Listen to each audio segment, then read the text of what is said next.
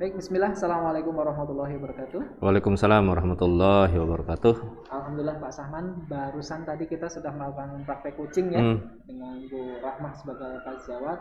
Nah, untuk sesi pendampingan selanjutnya yaitu kita akan berbincang-bincang tentang kemarin yang sudah kita bagikan adalah observasi pembelajaran di aksi nyata. Nah, kemudian nanti ada modul merefleksi kembali modul 2.1 dan 2.2, dan yang terakhir adalah tentang potensi kekuatan yang sudah didapatkan selama 5 bulan, mana materi yang sudah dirasa dikuasai dan mana yang belum, kurang lebih seperti itu. Oke, baik, bismillah, kita langsung mulai saja di kegiatan observasi praktek pembelajaran yang Pak Saman dilakukan di kelas, kemudian diobservasi atau diamati oleh rekan guru sejawatnya. Nah, mungkin Pak Saman bisa ceritakan bagaimana pengalaman Pak Saman ketika meminta rekan guru lain ya untuk mengobservasi praktek pembelajarannya Pak Saman. Bisa diceritakan. Baik, terima kasih Pak Irfan. Jadi pengalaman yang menarik menurut saya itu adalah ketika ada rekan sejawat untuk melakukan observer itu tentu kita harus menyiapkan segala kebutuhan perangkat pembelajaran terlebih dahulu. Meskipun tidak melakukan observer juga, kita kan tetap melakukan itu, tapi dengan adanya observer ini itu menjadi refleksi bagi saya di mana kekuatan, di mana kelemahan, di mana kekurangan dalam melakukan proses pembelajaran. Pak Irfan, itu hal-hal yang menarik dan pengalaman yang menarik menurut saya. Ketika selesai melakukan observer, saya berdiskusi dengan observer kan, di mana kekurangan, di mana kelebihan saya, dan peningkatannya seperti apa yang harus dilakukan dalam proses pembelajaran. Itu pentingan melakukan suatu observer dengan rekan sejawat, Irfan. Jadi luar biasa sekali Pak Saman bahwa pengalamannya untuk mengajak rekan guru lain menjadi observer sangat bagus sekali. Dimana ketika kita secara pribadi meminta rekan lain untuk mengobservasikan, berarti kita tentu sudah punya perangkat pembelajaran yang sudah lengkap. Kemudian dari situ kita bisa menganalisis kelemahan dan kelebihannya. Betul. Sehingga yang selama ini menurut kita sudah baik, ternyata ada yang kurang. Nah, itulah dari rekan-rekan sejawat yang menilai. Luar biasa sekali, dan pada akhirnya adalah untuk terjadinya peningkatan. Peningkatannya seperti apa, yang diperbaiki di sebelah mana, sehingga untuk kedepannya menjadi lebih baik lagi. Baik, luar biasa sekali Pak Sahman. Nah, menurut Pak Sahman, bagaimana praktik pembelajaran yang terjadi saat dilakukan observasi? Apakah pembelajarannya natural atau bahkan karena ada observernya jadi takut begitu? Mungkin bisa diceritakan. Baik, praktik pembelajaran pada saat pembelajaran berdifferensiasi pada waktu itu menurut saya sesuatu hal yang baru pada materi PGP ini.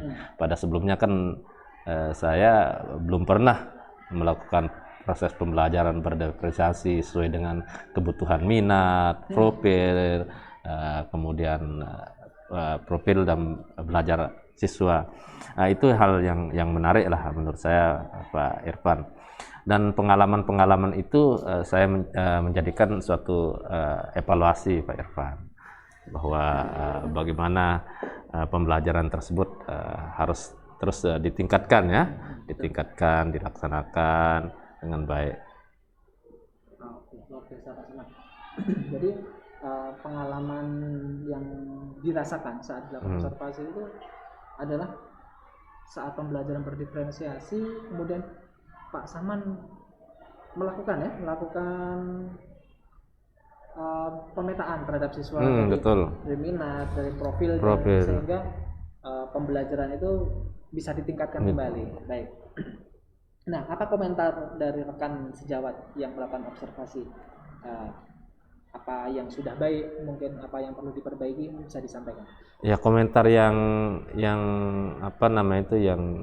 dilakukan oleh dikatakan oleh rekan sejawat itu, dia pun mengatakan bahwa ini pembelajaran baru yang saya dapatkan, ini paradigma baru yang saya dapatkan. Dia pun mendapatkan pembelajaran dari hal itu begitu, sehingga kedepannya ya saya dengan rekan sejawat perlu untuk melakukan praktek-praktek baik lah terhadap pembelajaran baru ini, Pak Irfan, begitu.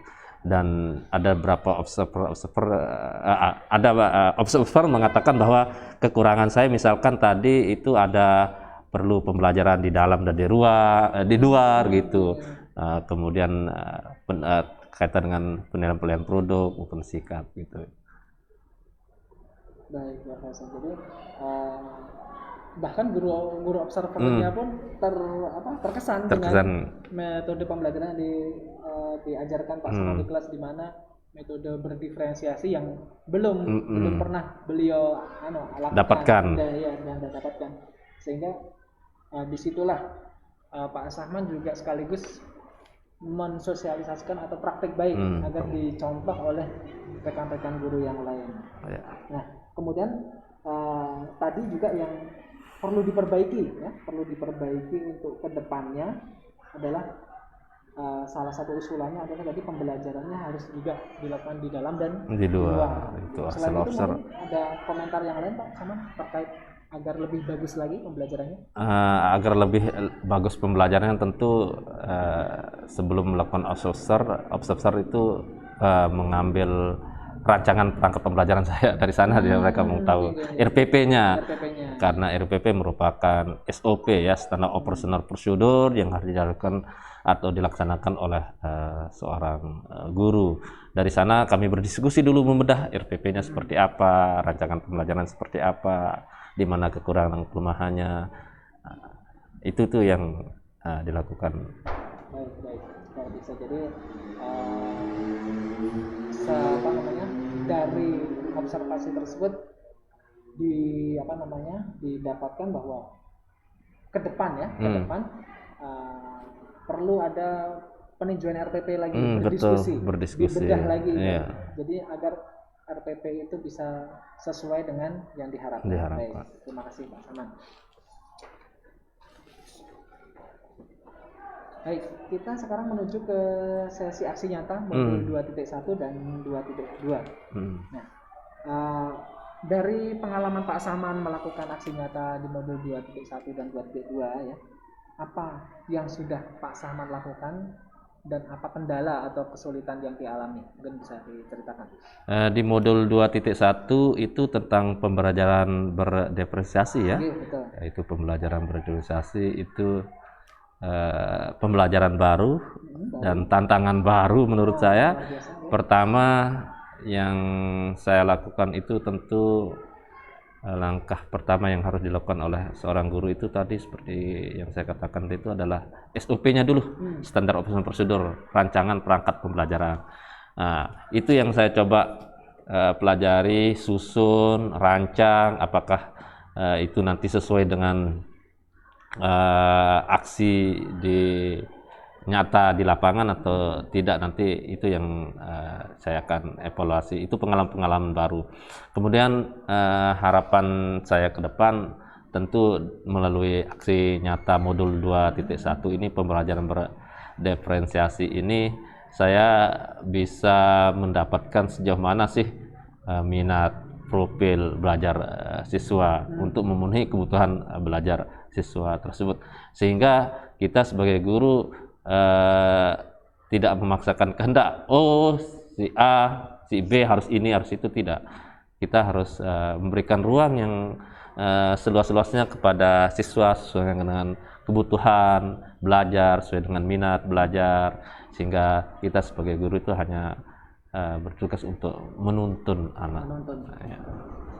Baik, luar biasa sekali. Jadi di modul 2.1 terkait pembelajaran berdiferensiasi, ini Pak Sahman menganggapnya sebagai ilmu yang baru, betul.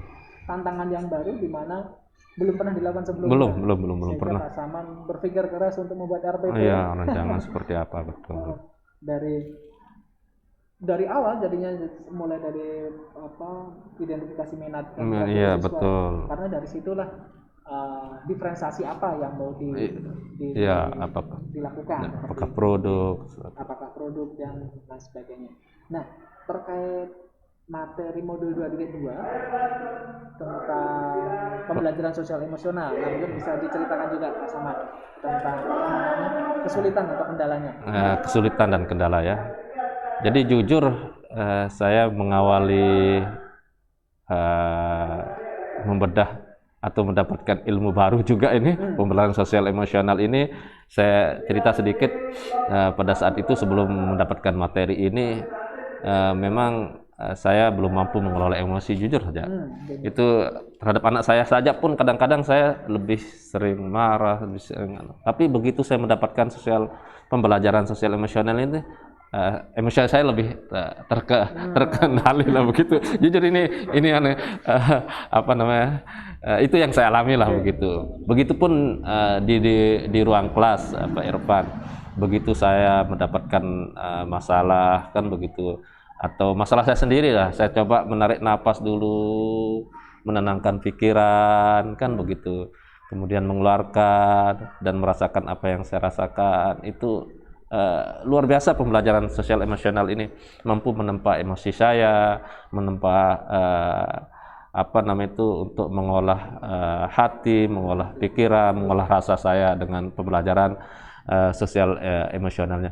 Nah, di tingkat kesulitannya itu adalah bagaimana saya itu harus benar-benar menjernihkan pikiran, merasakan apa yang harus saya rasakan. Artinya bahwa apa-apa yang kita lakukan di luar konteks yang berbasis sosial maupun kemanusiaan itu kita harus jauhkan. Itu yang kesulitan-kesulitan yang saya hadapi Pak Irfan. Kemudian kendala-kendala yang lain, kemarin saya coba pembelajaran sosial emosional yang diintegrasikan dengan pembelajaran berdiferensiasi itu ada tingkat kesulitan yang bagaimana kita pertama itu pemahaman siswa terhadap pembelajaran ini kan belum. Nah, itu yang pertama saya harus melakukan memberikan pembimbingan, pemahaman kepada siswa. Nah, pengalaman yang menarik saya ketika pembelajaran berdiferensiasi yang diintegrasikan dengan pembelajaran sosial emosional itu, datolah kemarin pada saat itu di video yang saya buat itu, saya ikut menangis gitu. Jujur itu video, itu pengalaman menarik, dan pada saat itu saya mengungkapkan rasa perasaan saya. Artinya kita sebagai manusia itu tidak ada apa-apanya, kita manusia penuh dosa dan segala macam. Itu yang saya coba mengajak siswa untuk merenungi lah itu. Saya menangis kemarin itu ketika pembelajaran berdiferensiasi yang diintegrasikan dengan pembelajaran sosial emosional. Itu pengalaman menarik lah menurut saya. Benar sekali. Jadi di pembelajaran sosial emosional Pak Saman menemukan teknik untuk agar bisa lebih mengontrol diri, mengontrol emosi, di mana yang sebelumnya mungkin di kelas sering marah, sekarang lebih bijak lagi dalam mengelola emosi, menanggapi siswa. Betul. Gitu, dan menjadikan refleksi juga bagi Pak Saman terkait juga sosial kehidupan sosial, di mana saling berkolaborasi. Luar biasa sekali Pak. Nah, kedepannya nih Pak Saman, apa yang perlu diperbaiki berdasarkan aksi nyata tersebut sehingga Pak Saman menjadi pribadi yang lebih baik lagi dalam melaksanakan pendidikan program calon guru penggerak ini? Yang perlu diperbaiki tentu dalam hal ini, terutama saya sendiri dalam melakukan aksi nyata 2.1, 2.2 itu yang perlu diperbaiki itu, saya harus benar-benar merencanakan sesuatu, harus sesuai dengan rencana. Karena kegagalan kita melakukan suatu aksi itu ada rencana. Nah, itu tuh yang perlu saya perbaiki, perencanaan yang matang, jadwal yang matang, sehingga apa yang menjadi angan-angan, cita-cita dan harapan itu bisa dilaksanakan. Itu aja perencanaan. Jadi Pak Saman lebih menekankan pada perencanaan yang matang agar nanti hasilnya juga lebih maksimal. Dan kemudian juga menyusun jadwal karena betul. Padat sekali. Betul sekali. Biasa. Terima kasih Pak Saman, dan kita sampai juga pada sesi akhir pendampingan, yaitu Alhamdulillah kita sudah berjalan 5 bulan. Oh, 5 bulan. 5 bulan proses pendidikan calon guru penggerak. Nah, dari 5 bulan tersebut kita sudah mempelajari modul 1, 2, dan sekarang masih berlangsung modul 3. Dari materi yang sudah Pak Saman dapatkan nih, apa yang menurut Pak Saman paling dikuasai, yang menjadi kekuatannya Pak Saman? Mungkin bisa diceritakan. Kalau saya pribadi jujur saja, yang bukan paling ya, ini sekedar saja. Tapi itu menjadi sebuah saya ketika membuat sebuah tulisan berjudul membangun kemerdekaan belajar melalui kesepakatan kelas, itu adalah membangun budaya positif. Membangun positif ya, membangun budaya positif di sekolah dan di lingkungan sekolah. Ya, ini yang menurut saya yang paling menarik lah saya, karena apa? Membangun kemerdekaan melalui kesepakatan kelas itu adalah kunci proses pembelajaran, karena ruang kelas itu adalah sangat berharga tapi sangat berbahaya, Pak Irfan. Sangat berharga tapi sangat berbahaya. Ketika kita tidak mengelola kelas dengan baik, sehingga pembelajaran akan berantakan. Oleh karena itu, dalam menyusun kesepakatan kelas kita harus melibatkan murid, kan begitu. Karena selama ini jujur aja Pak Irfan ya, selama ini ya semua gurunya, semua ngomong guru lah, buat harus seperti ini, harus seperti itu semua guru yang menyusun. Dan ada beberapa pengalaman kemarin ketika melakukan praktek baik lah di 2 tempat, nggak salah itu ada di SMA. Nah, ada di beberapa sekolah lah yang saya sebutkan kan. Setelah saya coba diskusi, ternyata hal itu belum dilakukan, membuat kesepakatan kelas itu. Karena sejatinya itu seperti yang saya sampaikan tadi itu, ruang kelas itu paling berharga tapi paling berbahaya ya, karena itu sebuah cerminan terhadap proses yang terjadi di dalam kelas itu, dan memang kita harus melibatkan murid. Kemudian budaya positif yang lain itu adalah bagaimana kita membangun kolaborasi yang baik lah dengan semua komunitas yang ada di sekolah, karena kunci keberhasilan itu adalah kolaborasi. Kalau kita hanya berjalan sendirian tidak akan pernah sukses apa yang menjadi program kita, cita-cita kita. Itu aja, Pak. Baik, luar biasa sekali. Jadi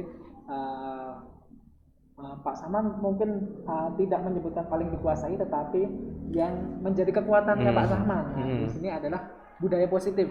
Di mana di budaya positif tersebut Pak Saman menuliskan ya, membangun kemerdekaan belajar dengan kesepakatan kelas. Salah satunya adalah budaya positif. Di mana ketika Pak Saman tadi mengungkapkan bahwa ruang kelas itu adalah sesuatu yang berharga tapi juga berbahaya. Berbahaya jika salah dalam mengelola kelas, bahaya juga hasilnya. Betul.